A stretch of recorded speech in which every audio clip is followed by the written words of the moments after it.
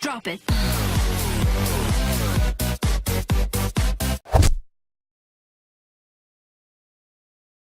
While I was doing all this traveling, like a friend of mine who works at Lionsgate in Santa Monica, he told me about a position that was open.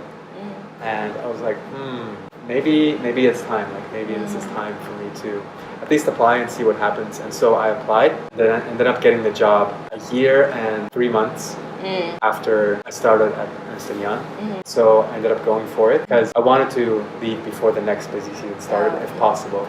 Because the next busy season was, I think, going to be even longer than my previous one, potentially 6 months, maybe. So I didn't want to do that. But yeah, I also wanted to it was not so much leaving as going for this new position.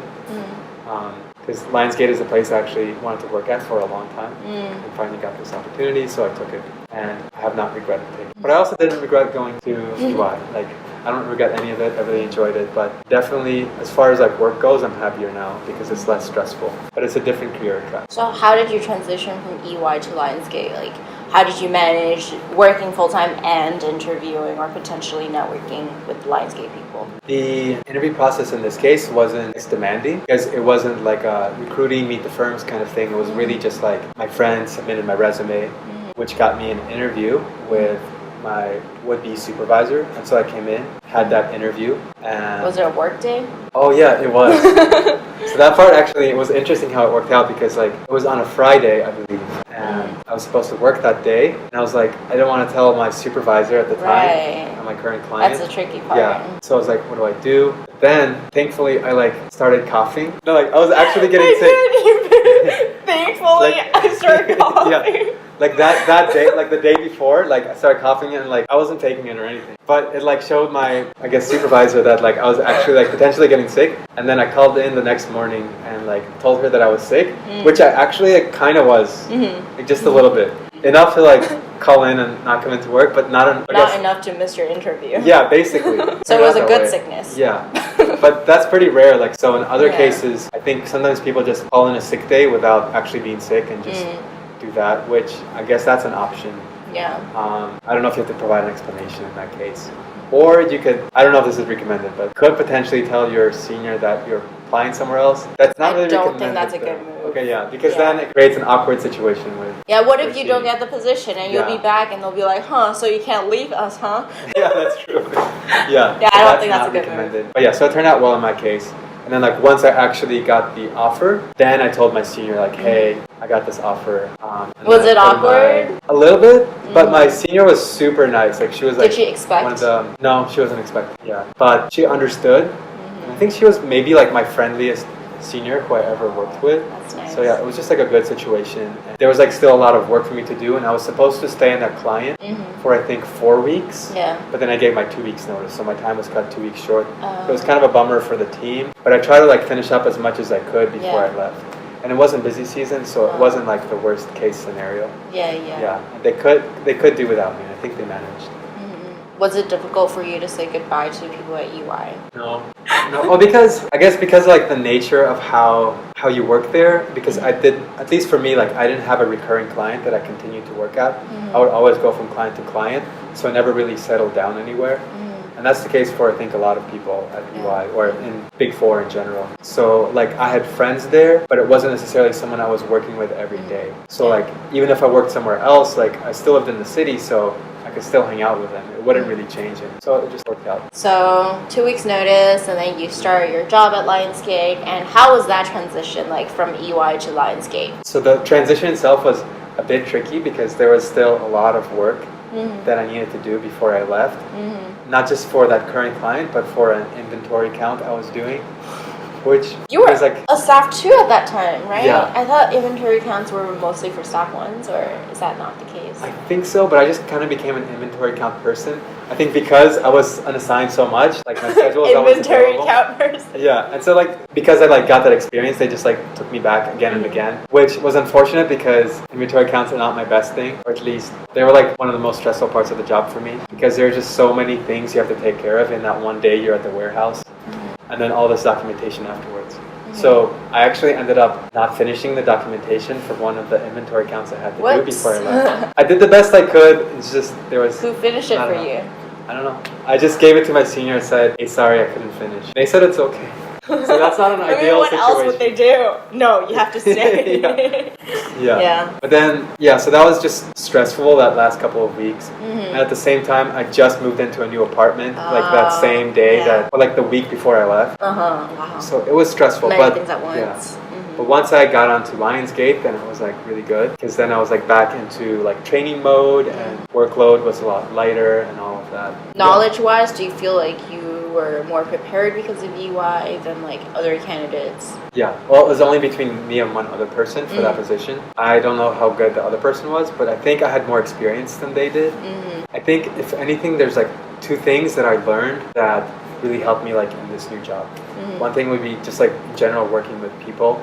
I feel like that's an important skill, like wherever you go. Be able to, I guess, get along with others, like who have different personalities, and kind of know how it is that they work. Like if they have a certain way of training you, you have to like adapt to that. If they have like certain like personality, like preferences or something like that, you just try to adapt to that to create like a more comfortable working environment. And so I did that. And the other thing was like more technical, and that was Microsoft Excel. I feel like I'm like in that all the time, like in my current job and at EY too. So just like knowing shortcuts, VLOOKUP, HLOOKUP, all that stuff. HLOOKUP? Yeah. Horizontal. VLOOKUP is vertical. HLOOKUP is horizontal. No way. I had to try that. Yeah. It's really similar, but I heard it's like even better. Yeah, because some things you can't do with VLOOKUPs. But yeah, side note. Yeah. So things like that, apparently, have to learn something new.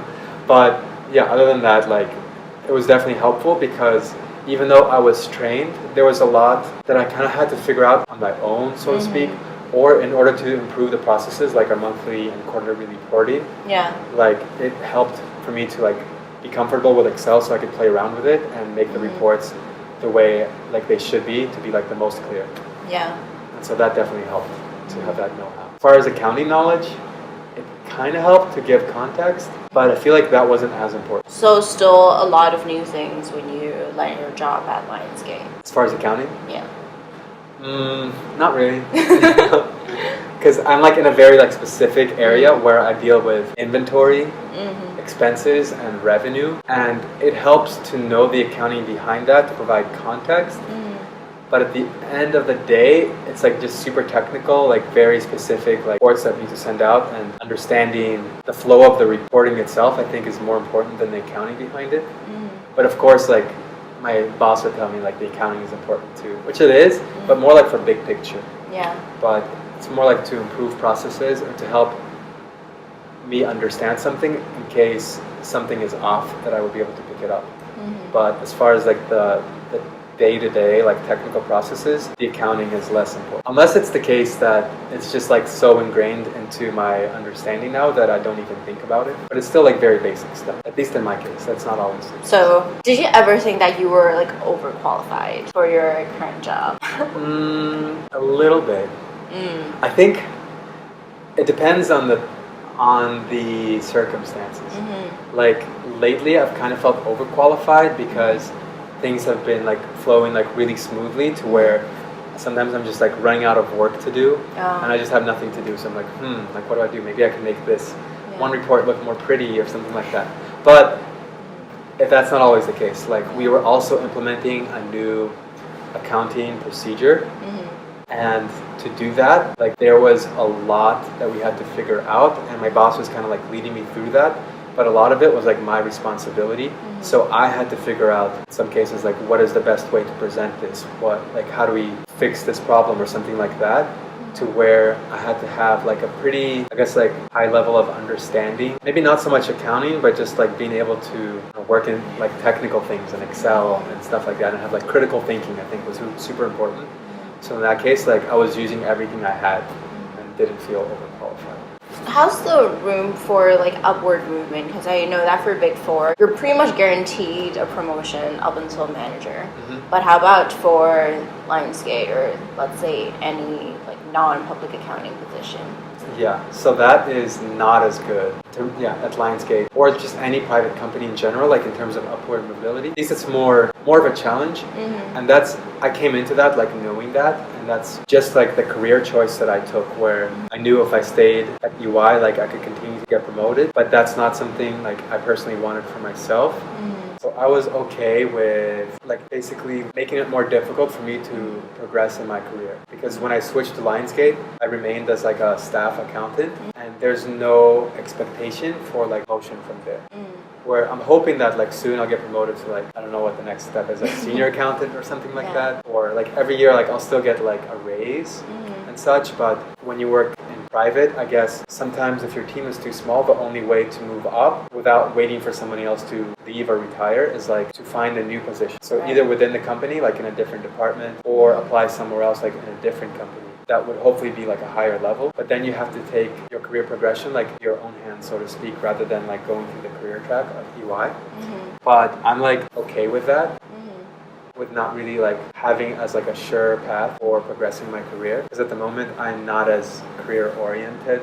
And I think that's like part of the reason why I left EY. It's like EY is like not for everyone, but like for many people, it's a great place for people who like want to like rise through the ranks and get like a really nice career in accounting, either become a partner or like a CFO or something like that. And I'm okay not being those things. And I mean, it is different for everyone. Not everyone wants to put job as their first priority. Would you say there's any last advice that you would like to give to like young people or like people who are still in school? I think the first one would be, this is pretty, like a lot of people say this, but like find your priorities as far as where you're going to go, like what you invest your time in. Like if you're not in a job yet, like you don't have to know exactly what you want to do yet, but like have an idea of what you want to get into, and see like you have to research and find out like what steps do I need to take to get to this place, and then invest your time now to get to that point. So whether that's like making connections or like going to an internship or just doing other things like extracurricular activities, so you gain that experience and you will be able to use that to just learn more, but also like share that when you are applying for jobs and such. But not be so worried about like focusing in like on one specific goal for yourself. Yeah, because it's always going to change. But just because like you might have like different options doesn't mean you should like be like super lax about them. Like you still want to give it your all in pursuing something. You just have to find out what that is. Thank you so much, Mark, for joining us and sharing with us about his Big Four experience and also his transition into private accounting. And if you have any questions, please tell us in the comment section and we'll try our best to answer them. And do you want people to reach you at Instagram or LinkedIn? I do not really use Instagram. Oh, LinkedIn? Yeah, I have a LinkedIn. Okay. So like, it's just my name, right? Yeah. Okay, yeah. Then I can just put it right here and you guys can visit his LinkedIn. Yes. So until next time, thank you so much for watching. Bye. Thank you.